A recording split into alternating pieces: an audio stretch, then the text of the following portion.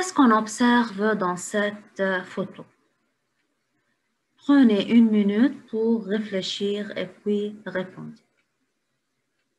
Dans cette photo, on observe l'extraction du sel. Comment se fait l'extraction du sel? On laisse le soleil faire évaporer l'eau.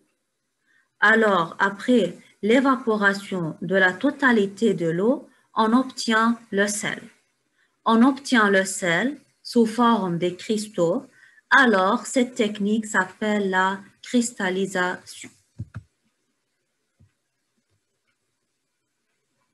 Alors, sous l'action du soleil, l'eau va s'évaporer, l'eau s'évapore et on obtient le sel sous forme de cristaux et c'est la technique de cristallisation.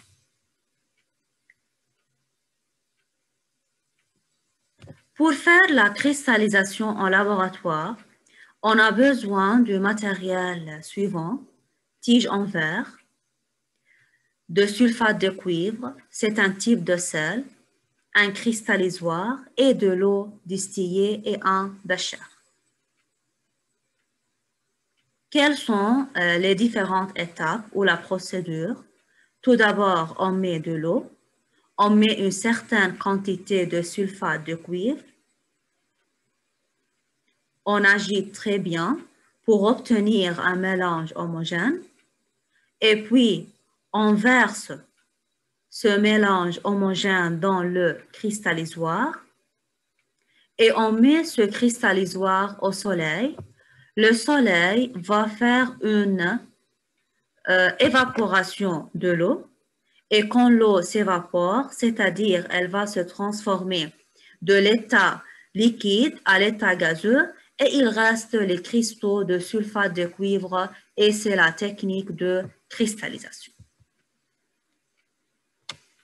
Après un certain temps, observation, comme on a dit, l'eau va faire une évaporation et on obtient les cristaux de sulfate de cuivre au fond du cristallisoire.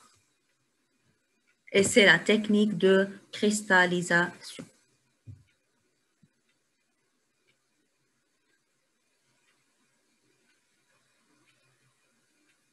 Quel est l'intérêt de la cristallisation?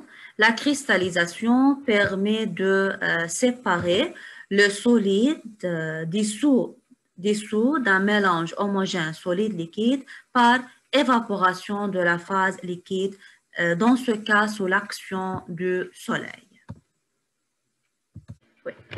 La cristallisation, les amis, dont on a parlé maintenant, s'appelle la cristallisation lente parce qu'elle prend du temps sous l'action du soleil. Est-ce qu'il y a un autre type de cristallisation? Oui, c'est la cristallisation rapide. Qu'est-ce que ça veut dire une cristallisation rapide? C'est-à-dire une cristallisation qui se réalise sous l'action de la chaleur, par exemple d'une plaque chauffante, par exemple d'un bec-bassin, elle est appelée la cristallisation rapide. Est-ce que la cristallisation nous permet d'obtenir le solide et le liquide aussi? Non, la cristallisation permet seulement d'obtenir le solide sous forme de cristaux, le liquide est évaporé. Alors les amis, on a découvert ensemble la technique de cristallisation.